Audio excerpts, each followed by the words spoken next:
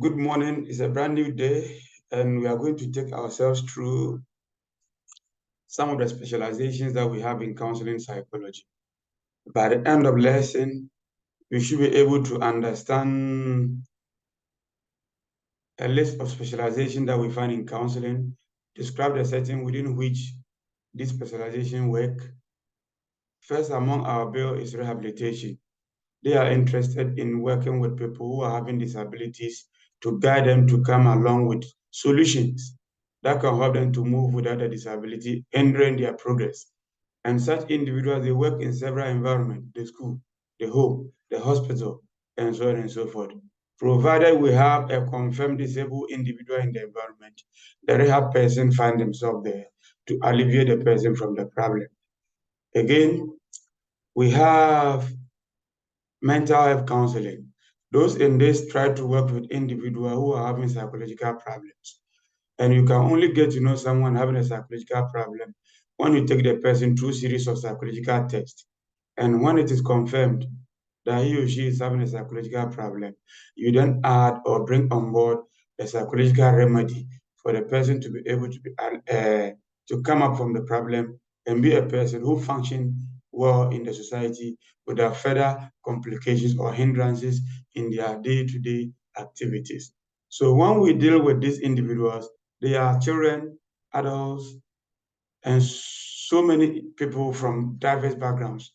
But we equally deal with people who are depressed, who are anxious, who are having post-traumatic stress disorder, who are having bipolar disorder, who are having eating disorder like pica, who are having problems in adjusting to situations that they encounter in their lives.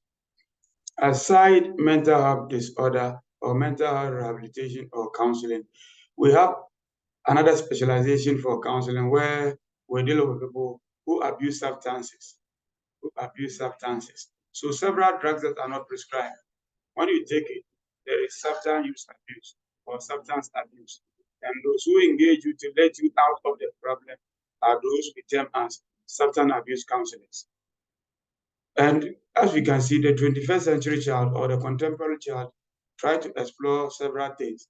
They drink, they smoke, they do all sorts of things. They do lacing of drugs, they buy concoctions, and so on and so forth. You got to be a bars and you see several mix-up that they take. They're all abused. So you can let a person out of the problem when you have knowledge in how the human works. Then you develop your knowledge in the area of substance abuse. Then you can go in there and offer counseling to the individuals so that they can stop those behaviors and grow to become good people in society.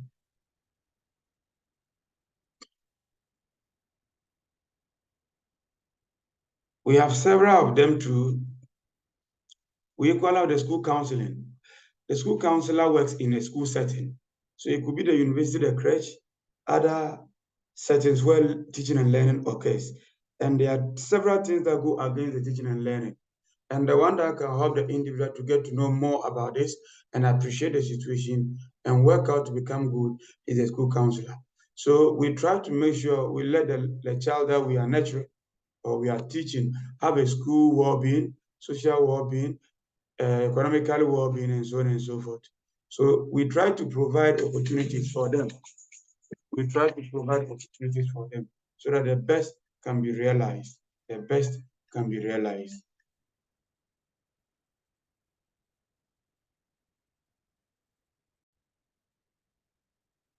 So the school counselor has several roles to play in the life of the learner and in the life of the management of the school. He is part of the school board, trying to check behaviors of children and how good they are, how bad they are, and can help them out to realize or achieve their full potential.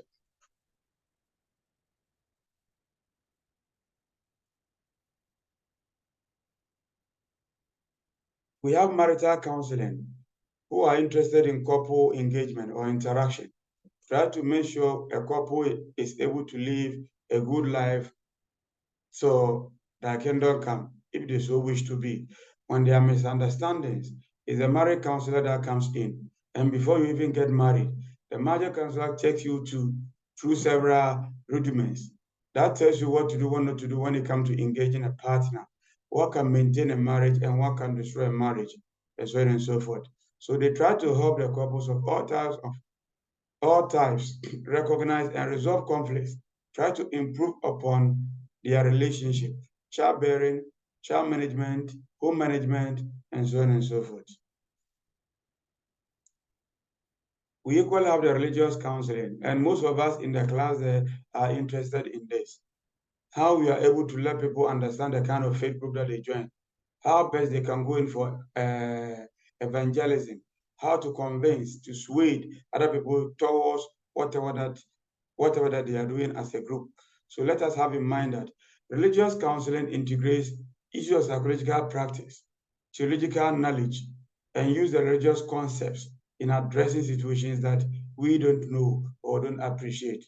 And sometimes a pastor preaches and you get so accustomed to the pastor and you try to leave your church and join them. It's through the knowledge they have in religious counseling that they use as basis to bring us on board.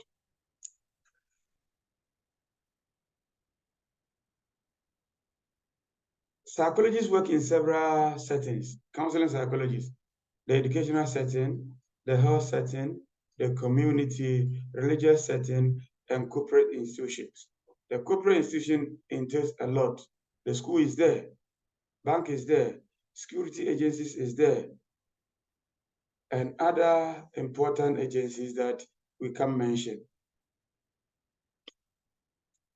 You are given an assignment, each of you here. You need to present a 10 PowerPoint slide on the role of counseling psychologists in any setting of your choice. You need to present a 10 slide on the role of a counselor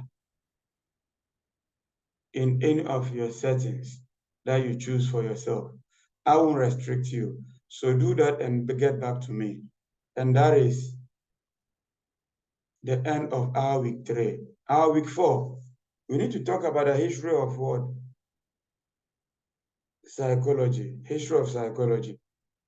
But the history of psychology, it started not today.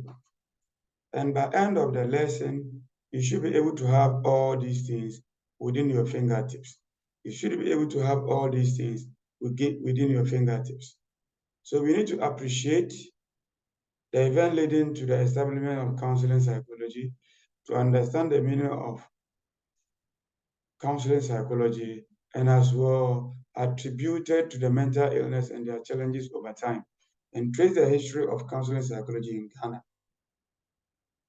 By the end of it, you should be able to understand how the field began, how it developed, and how or where it has gotten to in our lives, which we shall be discussing soon. So let us halt with this. As we go on, we shall know how best